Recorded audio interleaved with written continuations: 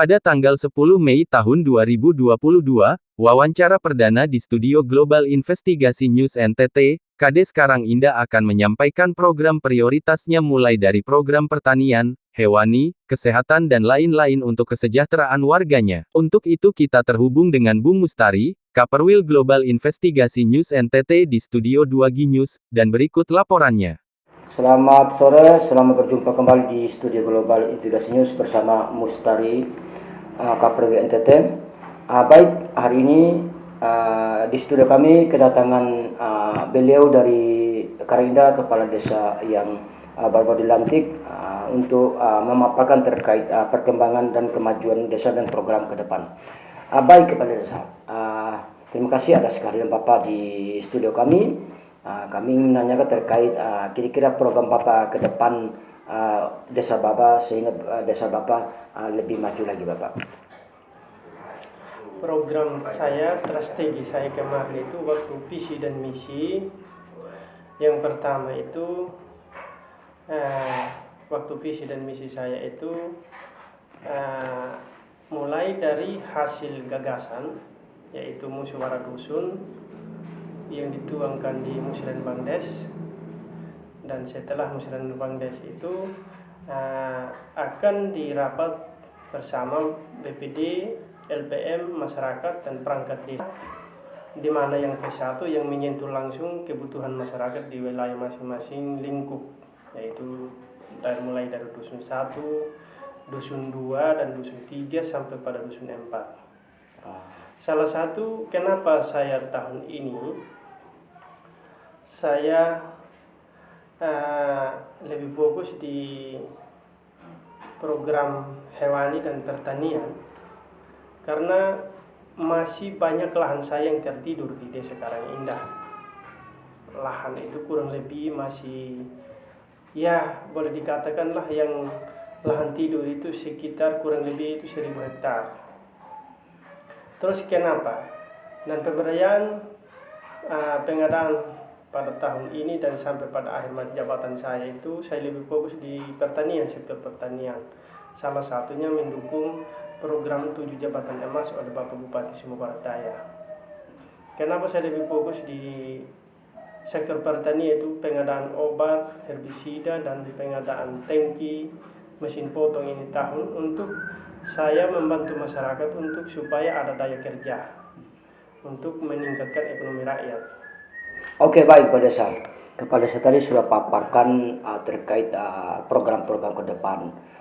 Kira-kira yang saya lihat selama ini dan pantau selama ini di desa Bapak ini masih banyak masyarakat yang membutuhkan seperti air bersih, jalan yang menuju dari desa, sehingga orang-orang desa bisa ke kota. Kira-kira ada Pak mindset Bapak untuk program-program depan itu seperti air bersih dan lain-lain, seperti apa kira-kira mindset Bapak? Program saya ke depan itu, yang pertama saya lebih cenderung di pendidikan dan kesehatan. Salah satunya tadi itu air bersih itu butuh, itu salah satunya kesehatan.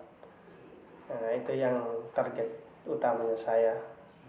Terus yang berikut pengadaan ternak sapi selama saya jabat sekarang. Untuk tahun ini sekarang kan ada 15 ekor, sampai pengadaan 15 ekor sapi dan sampai pada tahun seterusnya. Kalau mudah-mudahan COVID pada tahun 2023 itu kalau tidak ada, berarti saya bisa meningkatkan sapi. Bila perlu itu saya harus tingkatkan lagi. Oke. Selain bantuan-bantuan dari pemerintah untuk kesejahteraan rakyat, kira-kira Bapak bisa Bapak bermindset untuk mungkin ada orang-orang Bapak kenal untuk donor untuk meningkatkan kesejahteraan selain daripada bantuan BLT tadi, Pak, atau bantuan dari pemerintah? Kan sesuai dengan hasil musyawarah dusun dan Musrenbang Des itu nanti akan dituangkan dalam Musrenbang Des. Pada saat Musrenbang Cap itu menjadi usulan macam buka aplikasi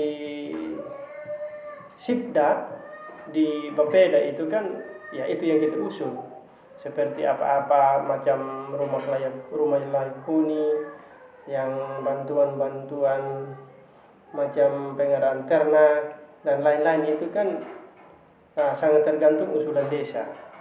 Sehingga nanti dalam pembuatan proposal yang kita buat dari desa, baik kelompok masyarakat dari desa, atau yang kita buat ini proposal ini kita kasih di dinas terkait, ya tergantung dari dinas terkait di Sumber Daya yang apa yang kita usulkan dari masing-masing usulan itu tergantung mungkin dana, dan dari mereka ada perhatian dari pemerintah daerah, ya bisa mereka untuk kondisikan. Oke Bapak, terakhir Bapak, Bapak tadi sudah paparkan semua terkait program-program untuk rakyat, dan hanya salah satu ingin saya tanya, karena program prioritas Bapak itu untuk kesejahteraan itu kira-kira apa program paling prioritas yang dilakukan perencanaan Bapak untuk depan? Program perencanaan saya ke depan itu yang saya bilang tadi, sektor pertanian, hewani, pembangunan rumah layak huni, juga tadi air bersih, kesehatan, dan juga pendidikan mendorong anak sekolah. Oke, baik Bapak. Terakhir Bapak apa harapan dan sampai Bapak mungkin para pemirsa di Kabupaten Sumber Barat dan se-Indonesia ini, harapan dan pesan Bapak untuk masyarakat Karang Indah seperti apa Bapak? Mungkin masyarakat bisa mendengar. Harapan saya sebagai kepala desa Karang Indah, apa setiap tahun pendapatan anggaran belanja desa, anggaran belanja pendapatan desa yang dikatakan APBDes. Nah di situ kan ada bidang penyelenggara pemerintahan, bidang pembangunan, bidang pemberdayaan, dan bidang tak terduga. Disitulah yang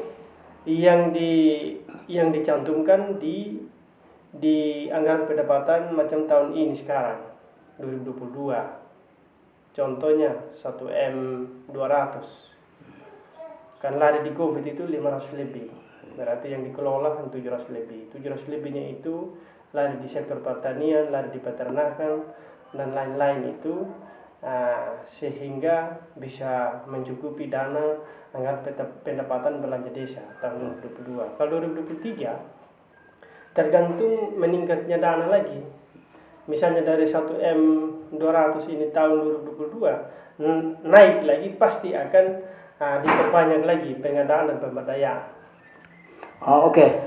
Terima kasih Bapak Desa sudah hadir di studio kami dan sudah menyampaikan program-program untuk masyarakat Karang Indah sehingga pemirsa mendengar, dan ini program cukup bagus Kepala Desa.